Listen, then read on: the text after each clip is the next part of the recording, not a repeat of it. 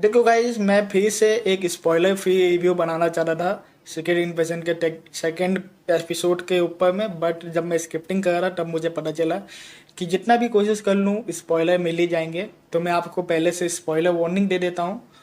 अगर आपने दोनों एपिसोड्स को नहीं देखे तो प्लीज़ इस वीडियो पे आगे ना बढ़े, बिकॉज इसमें बहुत तगड़े स्पॉइलर होने वाले हैं।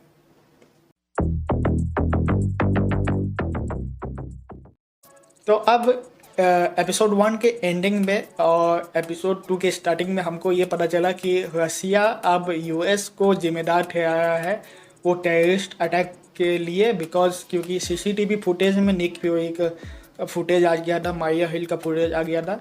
तो प्रोबेबली यही सोच रहे हैं कि निक फ्यूरी ने वहाँ गया है तो वो ये अटैक को प्लान किया था, इसके पीछे का मास्टरमाइंड निक फ्यूरी है। तो ये लोग आरोप लगाए हैं यूएस गवर्नमेंट के ऊपर में कि ये जो टेररिस्ट अटैक है ये किसी और का किया हुआ नहीं बल्कि यूएस गवर्नमेंट का किया गया है। तो अब निक फ्यूरी भैया मोस्ट वांटेड है पूरे वर्ल्ड में, और इसके वजह से ये अटैक के वजह से तनाव भी हो गया है दो देशों के बीच में। अब वर्ल्ड वॉर 3 का बात इतना बिगड़ गया कि वर्ल्ड वॉर 3 तक का बात आ गया है, बिकॉज नोबडी नोज कि ये सब कांड के पीछे कोई और नहीं बल्कि स्कल्स है।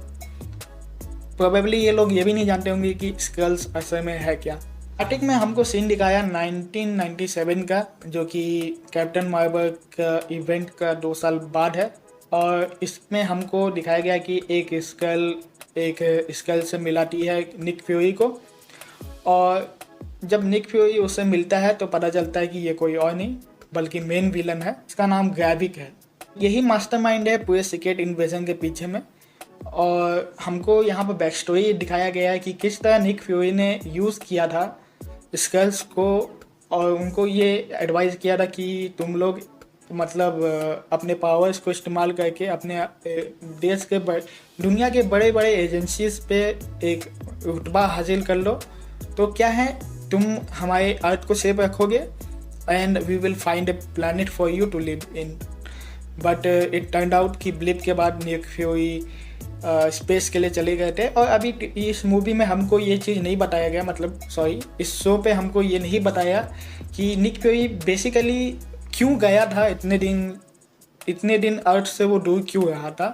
तो क्योंकि अभी 2 ही एपिसोड आए हैं तो मे बी आगे जाके हमको पता चलेगा, इसका पीछे का रीज़न पता चलेगा कि निक फ्यूरी अर्थ वापस क्यों नहीं आना चाहता था। अब स्कल्स को लगता है कि निक फ्यूरी ने उनको धोखा दिया है और निक फ्यूरी बस उनको यूज़ करना चाहता था, एंड अब उनके लिए कोई प्लानिट नहीं कोई प्लानिट खोजने की कोई स्कीम नहीं है उनके लिए।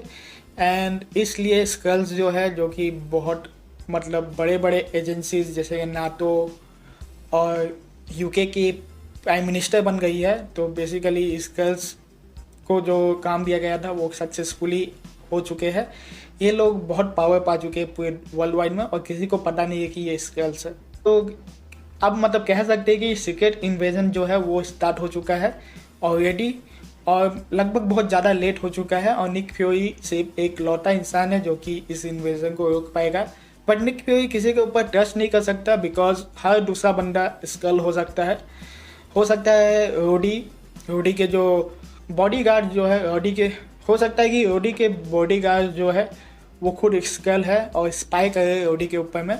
और जब रोडी की बात आई तो हमने देखा है कि निक फ्यूरी बात करने गए थे रोडी से और हेल्प मांगने गए थे कि दुनिया के ऊपर में ये मुसीबत आई है एंड इस मुसीबत से सिर्फ और सिर्फ मैं अकेला लड़ सकता हूँ निक फ्यूरी, और मैं तुमसे बस इतना चाहता हूँ कि तुम मेरी हेल्प करो। जो कि रोडी भैया ने साफ साफ मना कर दिया कि मैं आपकी कोई हेल्प नहीं कर पाऊँगा, बिकॉज मैं गवर्नमेंट को रिप्रेजेंट करता हूँ।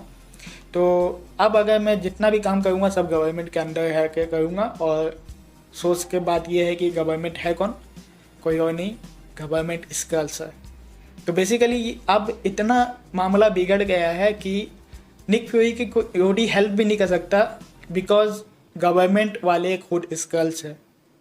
तो सीक्रेट इन्वेजन बहुत ज़्यादा गहरा हो चुका है। अब किसी को मालूम भी नहीं है कि अर्थ को इन्वेड किया जा रहा है, और इन्वेडर्स कौन है ये लोग किसी को नहीं जानते, और ये बहुत टेंस्ड होने वाला है। तो ये थी कुछ चीज़ें जो कि मुझे इस ट्रेलर के इस एपिसोड के ऊपर अच्छी लगी। अब एक चीज़ और पता चलता है कि अवेंजर्स नाम का कोई चीज़ अभी प्लानिट अर्थ पे नहीं है। कैप्टन अमेरिका रिटायर हो चुका है और कैप्टन सैम जो बनता है कैप्टन अमेरिका वो नॉन सुपर सोल्जर है। स्पाइडरमैन भैया अपने रेंट पे नहीं कर पाए।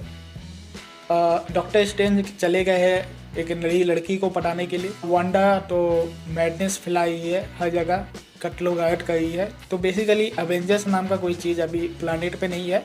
मतलब एवेंजर्स जितने भी है वो अब एक साथ कंबाइन नहीं है, ये अलग अलग हो गए हैं, अलग अलग पार्ट में बिछड़ गए हैं। थॉर जो है वो किसी और प्लानिट पे है।